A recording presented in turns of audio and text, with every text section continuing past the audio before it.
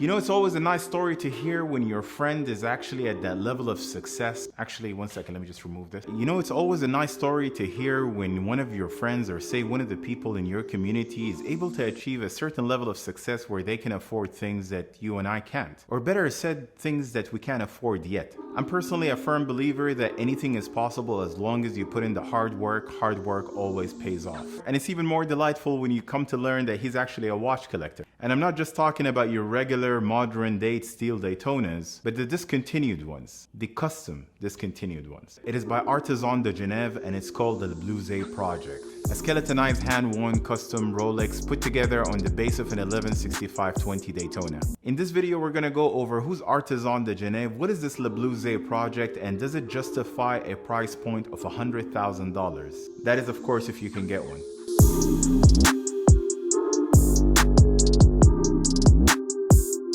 Now, welcome back to Watch Society. If you're new to the channel, I'm your host. My name is Rida. I usually talk about watches I bought, watches I intend to buy, mistakes I've done, trends, but also sometimes I talk about watches that are completely outside of this world, like this 1165-20 Rolex Daytona. Actually, let me take that back. What I meant to say, it's on a base of an 1165-20 Rolex Daytona that is, of course, discontinued now. This is not just any 1165-20, but in fact, Artisans de Geneve had changed this entire watch. This piece is called the Le Blouse project, done by Artisans de Geneve. This Geneva-based watchmaking company offers a customization services for private clients, so they don't actually sell any watches. You basically bring in your watch and they'll customize it for you. However, Artisans de Geneve is not your typical watch customizer. We are not talking about a Blacken or PVD timepieces here. They've been doing this for over 10 years and we are talking about some high level of craftsmanship. They'll take in your concept and advise you of what may or may not work before turning it into a reality. Pretty daring, if you ask me, to go up against the world's largest watch manufacturer and tell them, no offense Rolex, your watches are great, but we can do them better. Their watches basically go beyond aesthetics, with impressive modification on the structure of the watch and the movement and the case. The whole rationale behind naming this watch is that the first person that had actually ordered this watch from Artisans de Geneve really admired one of Switzerland's lakes, hence the name, of course, Le Blouse, which was named after the lake. Essentially, it is no longer the Daytona you know. They've added the blue ceramic bezel with orange accents, with a sunblast finish around the indices, and a 916L steel with a fully brushed oyster bracelet.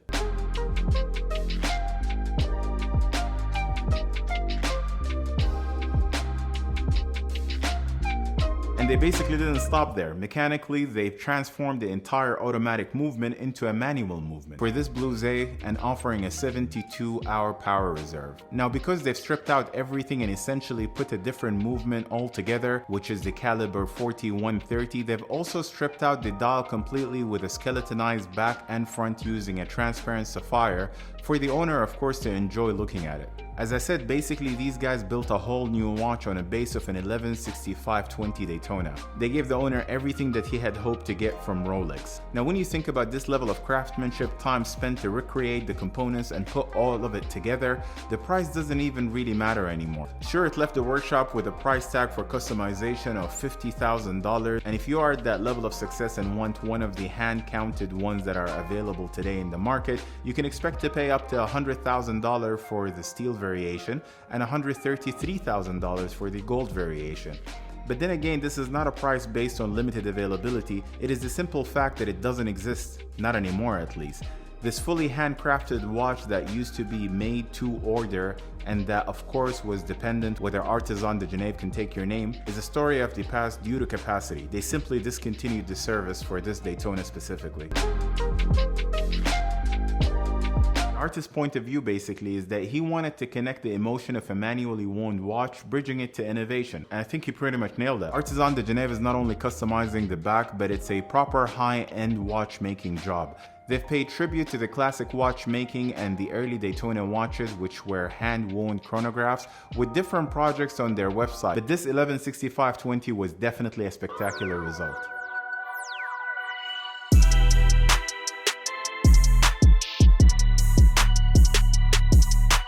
The same collector basically had a beautiful, amazing RM6701 right next to it. That is the thinnest watch that Richard Mille makes today. Honestly, out of all of the Richard Mille watches, and I like thin profile watches, this is finest and the one that I would buy if I had a chance. He didn't want to be behind cameras, but gave me the opportunity to get hands-on with it, and I'm very grateful for that opportunity. Anyways, guys, let me know what you think of custom watches. Let me know what you think of the blouse project. Do you like it? Do you hate it? And if you think it was worth the commission job to Artisans de Geneve. If you guys like this video, give it a thumbs up and share it. And if you do want to see my review for this beauty of a Richard Mille, the RM6701 in titanium, all what you have to do is subscribe, turn on the notification bell, and I'll catch you on the next one. Take care.